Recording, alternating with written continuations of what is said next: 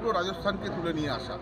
দুর্গাপুরের একটি পার্কের মালিক এই শীতের মরশুমে, পিকনিকের মরশুমে সিদ্ধান্ত নিয়েছেন দুর্গাপুরের মানুষকে, যারা রাজস্থানে যেতে পারেন না ইচ্ছে থাকলেও, তাদেরকে রাজস্থানের পরিবেশ দুর্গাপুরেই এনে দিতে।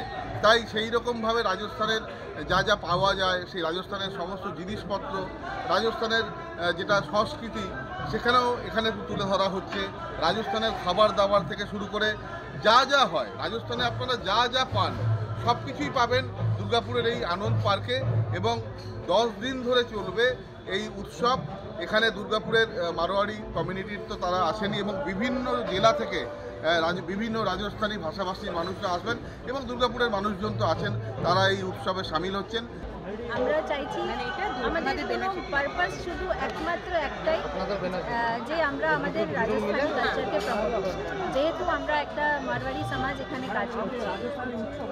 আপনাদের এখানে মারোয়াড়ি সমাজে কতজন আছেন? মোটামুটি অনেকজন আছে সমাজে, কিন্তু আমাদের মহিলা সমিতিতে আমরা 29 জন মেম্বার আছি এখানে। মারোয়াড়ি যে কালচার, 2500 থেকে বেশি মেম্বার্स, महिला मेंबर्स।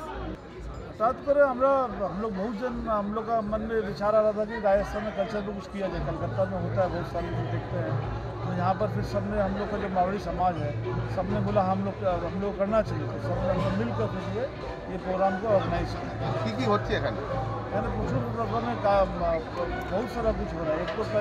एक हो रहा है इंस्ट्रूमेंटल म्यूजिकल जुगलबंदी हो रहा है, जहाँ पर करीब 10 रकम का इंस्ट्रूमेंट और गायक लोग अपना जुगलबंदी कर रहे हैं इंस्ट्रूमेंट के साथ। বিকল্প মরুভূমি ছোট করা হয়েছে, যেখানে কয়েকটি উট আনা হয়েছে, ঘোড়া আনা হয়েছে, যেখানে বাচ্চারা উটে চেপে, রাজস্থানে যে উটে চেপে যে ঘোড়ার যে আনন্দ, সেটাও এখানে উপভোগ করতে পারবেন। সব মিলিয়ে ছোট্ট একটা রাজস্থানকে তুলে আনার প্রচেষ্টা হয়েছে দুর্গাপুরে। আমার শহর দুর্গাপুর থেকে সঞ্জীব সুই, কলকাতা টিভি।